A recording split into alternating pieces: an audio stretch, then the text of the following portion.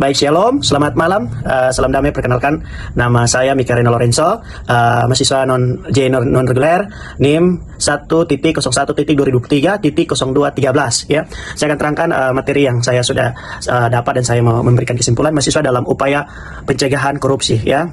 Korupsi dan upaya pencegahannya. Korupsi adalah perbuatan setiap orang baik pemerintahan maupun swasta yang melanggar hukum melakukan perbuatan memperkaya diri sendiri atau orang lain atau kooperasi yang dapat merugikan keuangan negara ya, di Undang-Undang Nomor 31 Tahun 1999, JO Undang-Undang Nomor 20 Tahun 2001 tentang pemberantasan tindak pidana korupsi ya. Dalam strategis pemberantasan korupsi terdapat 3 unsur utama, yaitu pencegahan, penindakan dan peran serta masyarakat ya. Yang pertama, pencegahan adalah seluruh upaya yang dilakukan untuk mencegah terjadinya tindak pidana korupsi. Pencegahan juga sering disebut sebagai kegiatan anti korupsi yang bersifatnya preventif ya.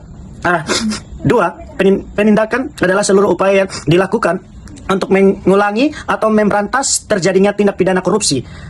Penindakan sering juga disebut sebagai kegiatan kontra korupsi yang bersifat preventif ya.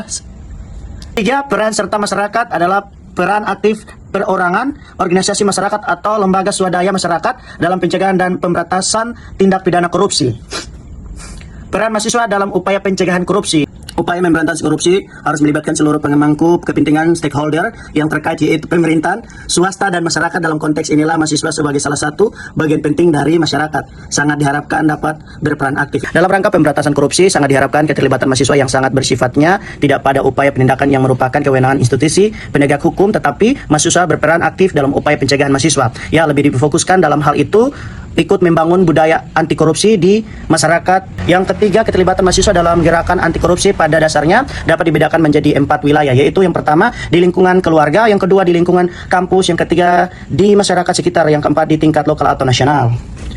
Di lingkungan keluarga, internalisasi karakter anti korupsi di dalam diri mahasiswa dapat dimulai dari lingkungan keluarga. Kegiatan tersebut dapat berupa melakukan pengamatan terhadap perilaku keseharian anggota keluarga. Di lingkungan kampus, seorang mahasiswa diharapkan dapat mencegah agar dirinya sendiri tidak berperilaku koruptif ya, dan tidak korupsi, seperti tidak mencontek pada saat ujian maupun saat membuat tugas dari dosen ya, terlambat datang ke kampus, menitipkan absen kepada teman jika tidak masuk, atau memberikan uang suap kepada para pihak pengurus beasiswa atau pada beasiswa, dan macam-macam tindakan lainnya.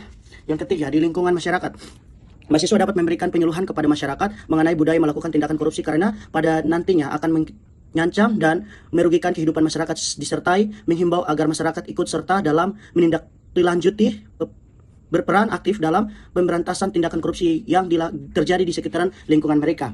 Yang keempat, di lingkungan lokal dan nasional, mahasiswa dengan kompetensi yang dimilikinya dapat menjadi pemimpin leader dalam gerakan mahasiswa anti korupsi, baik yang bersifat lokal maupun nasional, menjadi alat pengontrol terhadap kebijakan pemerintah. Terima kasih.